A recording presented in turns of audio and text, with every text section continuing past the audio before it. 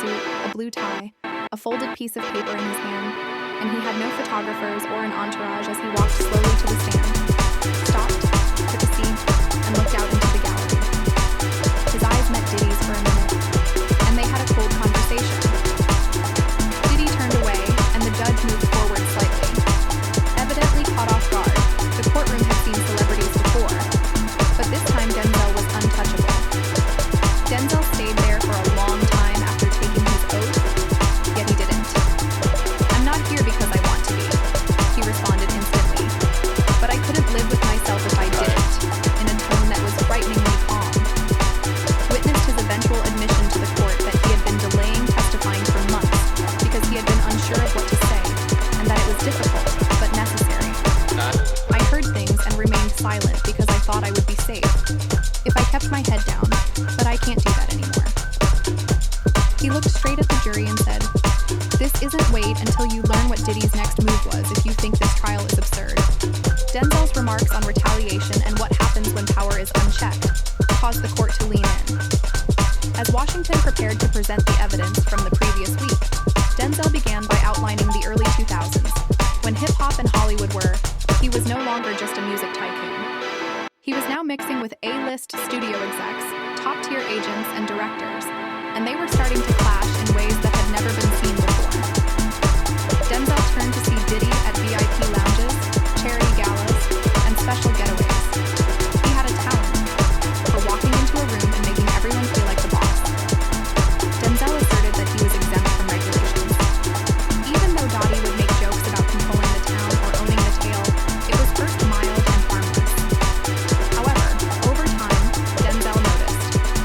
Nevertheless, I remember one evening at a private dinner when he leaned in and said, "You know, how to stay on top. You stopped playing Earth's game." I thought he was being. When Denzel claimed that he began to hear more and more rumors, he was actually being literal. These stories came from friends and colleagues in the industry who confided in him late at night, not from gossip websites. After a night of too many cocktails, they would say, "Diddy's throwing another party this weekend," and then pause as though they weren't sure whether to warn me or invite me. However, it wasn't just about the parties. It was about mentality, invincibility, and isolation. In a strange way, he started talking about legacy by stating, "I thought my empire would outlive. Gravity was just arrogance. But I was worried, and I started to wonder what sort of man would say that and mean it." Denzel described more situations in which he revealed that he considered openly distancing himself but decided against it, due to concerns of retaliation, getting blacklisted, or being portrayed as disloyal to the industry's inner circle. A few. Years back, someone close to Diddy said something that had a profound impact on him. He's not planning for the next phase of his brand, he's planning for the next planet. Although I thought it was a joke, it wasn't until Denzel began secretly recording what he heard and putting together what he now calls a pattern of fixation. Not just with jurors glanced to each other when Denzel said the term space. The courtroom was obviously transformed from one of control to escape, which he said was real and planned. When another reporter began writing faster and the judge leaned forward, unsure whether he had heard correctly, Denzel didn't bat an eye. In 2020, I was invited to a covert retreat in Nevada. Sean started talking and described the location as a high-security lodge with glass walls, even though it was only supposed to be about business and creativity and a bunch of powerful people, unplugging from the outside world. There were perhaps 20 people in Las Vegas. No cell phones, no media, just the elites of tech money and celebrities sharing drinks and ideas. Diddy pulled me away and said, "I'm finished with, this world has too many cameras and laws, so I'm working on something bigger and off-road." I laughed. But he was serious. At first, Denzel thought it was a metaphor or some wild business pitch when Diddy opened his laptop and showed him a spacecraft-like design that truly included velvet and club-led floors. The court gasped in amazement.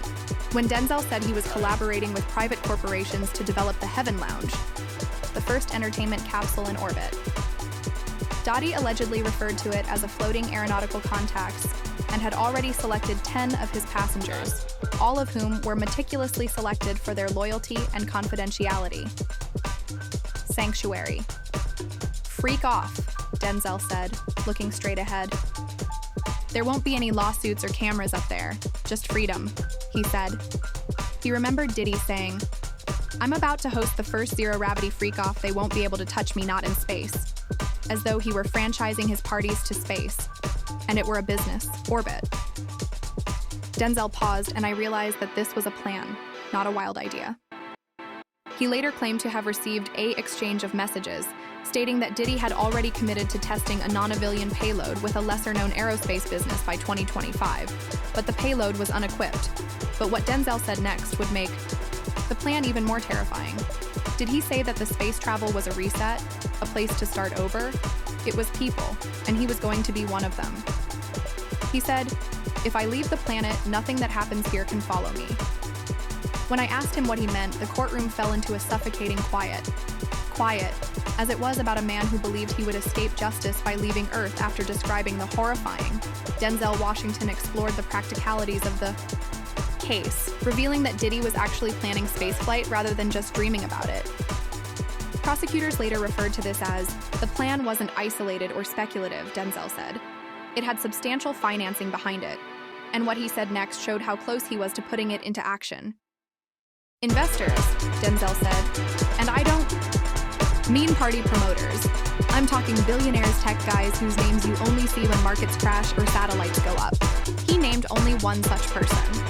Denzel claimed that this individual, a renowned collaborator on private aerospace launches, had been working with Diddy since 2021 after being left out of public court filings due to an ongoing inquiry land near a launch site in South America that is not subject to government regulation. They said it was a private celestial arts platform, but when I looked more closely, I saw it was just branding. Denzel claimed to have seen a model of the spacecraft in modeling software that one of the tech backers personally gave him, but the truth was more somber. Denzel said Diddy had supplied a list of names, but it seemed more like a trap than a ship, a luxury plane with all the lights, couches, and music, but it was colder and had no windows. Regarding the men he intended to send into orbit, he informed me, "I only want people who can handle the silence of space and the freedom that comes with it." Denzel said that list included a former NFL player, 2 disgraced music producers, a social media personality, and at least one actor whose career ended. Denzel claimed that each of them had attended Diddy's parties, signed non-disclosure agreements, and had various reasons for disappearing after an event. Some of them were not aware of the entire plan, and merely thought they were on vacation with a billionaire, but Diddy had no plans to come back. He paused, then said, "It's the no-return run." Denzel said the Freakoffs would be done in 0. I realized then that he wasn't just attempting to escape when he said, "It will resemble sin floating in the stars," adding that there would be no accountability or gravity. As he tried to recreate the chaos above it, the courtroom remained still because what Denzel had just described wasn't a movie. It was real, and it almost happened by. The panel had heard stories about secret tunnels and witnessed abuse at this point, but when Denzel began to describe how Diddy was nearly launched into space before being stopped, as the audience saw how far along the mogul's escape plot had come, waves of shock flooded over them. Denzel began by saying that it didn't fall apart because he pulled out, but rather because someone upon speaking, the insider described how a former contractor for the private aircraft company had grown dubious about the proposal to construct. The shuttle wasn't registered with any regulatory agency, and the modifications weren't suitable for a scientific expedition. It had twilight-like artificial illumination, noise-canceling insulation, and "you don't need a loudspeaker system to examine the sky," Denzel said of the contractor's assertion that a whistleblower had informed a federal agency late. A covert investigation and heightened monitoring began in 2023, but it wasn't until early 2024 that authorities discovered Diddy's private jet had touched down near a covert launch location in Suriname. In the internal document I saw, Denzel testified on March 21st, which coincided with information he had previously given in an FBI off-record interview regarding his planned March launch. He referred to it as the reawakening. Federal investigators and local officials conducted a raid on the compound, and it was not a flutter of sirens that led to the arrest. During their private tour, Diddy and 2 of his guests were shown the fictitious capsule, which was already equipped with oxygen tanks, exotic oils, blackout drapes, and a case of, the prosecution later confirmed that Diddy allegedly responded, "You don't get to trap the future," in reference to imported stimulants, when he was arrested. Diddy had formally transferred ownership of 3 of his U.S. homes into shell companies just weeks before the search. And he wasn't just planning a quick getaway, he was severing ties with Denzel. The court was shown a short video of the fictitious party rehearsal inside the building, and he said that he had no intention of running, but rather of disappearing, to rebuild what he had lost, where no one could contact him. The ambiance of his infamous Freakoffs is transported to a different location, complete with velvet chairs, capsule party lights, costumed women, and masked guys relaxing with champagne flutes. Denzel stated that his darkest memories of Diddy had little to do with the themed room, but the worst part was still to come because, despite the fact that Diddy's escape was foiled just before flight when Denzel gave the next statement, which was about rockets or space and what he saw behind closed doors in Diddy's house, the courtroom was already in shock. "I'm not here just because of what he did to grown men. I'm here because of what I saw him. Due to his children," the judge said, and Diddy winced.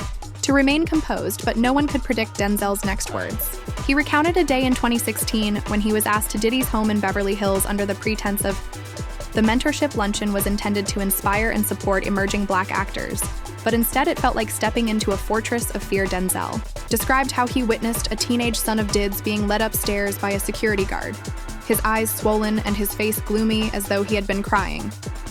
Denzel stated that for hours he heard a deep, angry voice shouting, and what sounded like glass smashing as he passed a hallway a few minutes later. "I stopped, froze, and didn't. Before I knew whether or not to intervene, I heard it yell, 'You'll either learn discipline in this house or you'll vanish like the others.' It's simply the way he shows love." Denzel said that one sentence changed the way he saw him forever. He later tried to ask the boy if he was okay, and the child reportedly whispered, "Usual." Denzel didn't believe it then, and it haunts him now. "I've seen military generals discipline their kids with more grace," he said. What I observed was, not Denzel said he had gained more knowledge over the years, and insiders informed him that Diddy's children were regularly forced to work as servants at parties. They even acted as barriers for guests Diddy wanted to impress, not in a symbolic way, but they were told to bring drinks. If you take a youngster to hidden chambers and don't talk to them until someone does, you can't keep them in fear long enough for them to never grow up.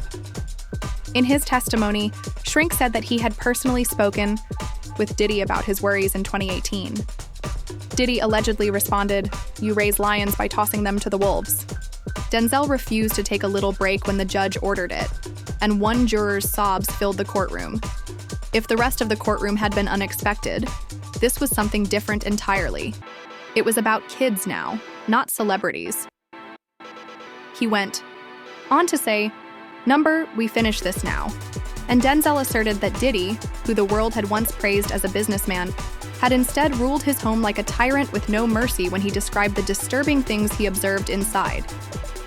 Denzel sat quietly with his hands folded and his eyes down for a few moments.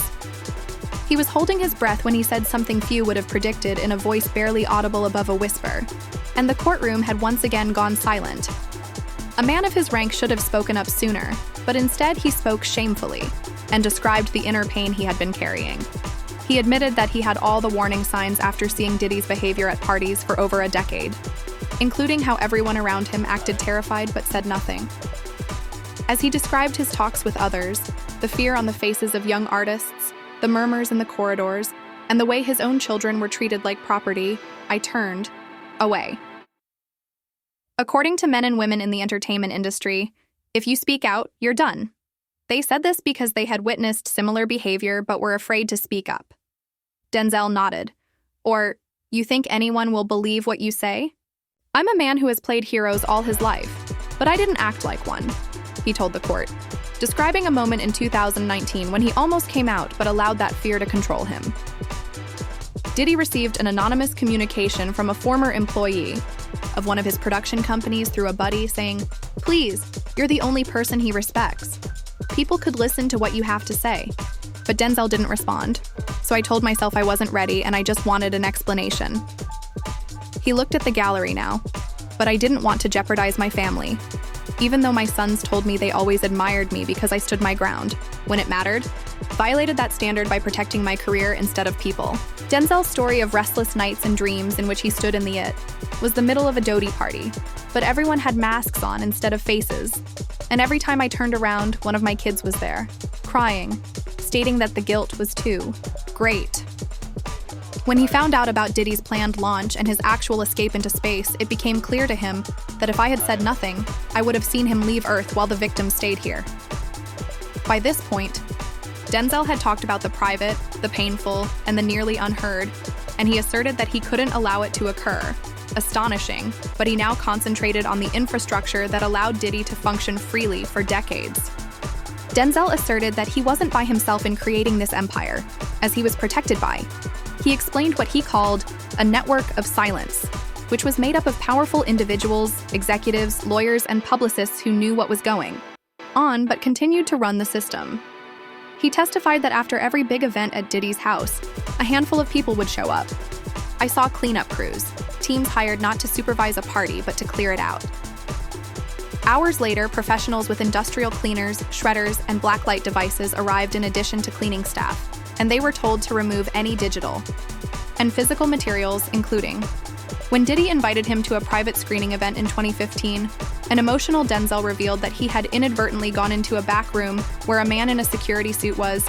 He began packing away hard disks, but when I asked him what he was doing, he froze and stated, "Just standard sweep, sir. Client privacy protocol." Later, I found that he said that in